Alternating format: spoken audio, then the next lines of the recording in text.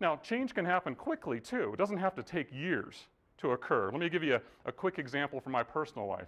Years ago, my wife Debbie and I, we used to share an office. And if you know Debbie and you know me, that's a bad thing. We have different tastes. We have different views on what horizontal space is for. All kinds of things that are different in the way that we look at the world. Well, we had the opportunity to shift into 2 offices. She got hers, I got mine. And about the same time, I came home from working in a real office and had a home office. So I got to put up whatever I wanted to. So I got out all of my I love me stuff. All of it. In a recognition for, an appreciation of, all the pictures of me with famous people. I put it up on the wall and it was all laser leveled. It was beautiful. I sat back and I stared at it and I said, this is good. I went upstairs. Debbie had been doing the same thing. She'd been rearranging her office, and she too put something on the wall that reflected what she thought was most important. What was it? Family pictures. Guess who was front and center? Me. I had the opportunity right then to change my awareness, immediately. And as such, my attitude changed directly also. Instead of being eager to invite Debbie downstairs to see what I was doing, I decided I better run down there before she saw what I'd done, and I took everything off the wall and put it in a box where it exists to today. So change can happen immediately. If you look at it at the beginning, if we're going to start planting a flower bed because we want to have beautiful flowers, what's the first thing we do? We get everything out of the flower bed that causes flowers not to grow. We get rid of the weeds and the stumps and the rocks and all of that. And then we prepare the soil with wonderful nutrients. And then we introduce the seed into the soil, give it the right light and water, and ultimately the plant grows. Unfortunately, we don't do that when it comes to change as people.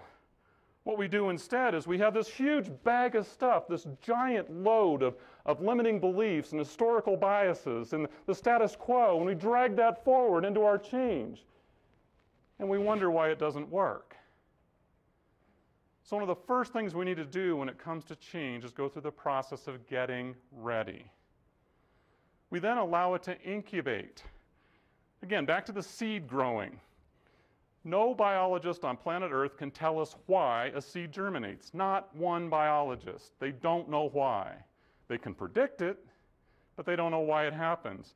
Same thing with our ideas as they come forward. We don't know why they come forward, but given the right circumstances, we get new options to come forward.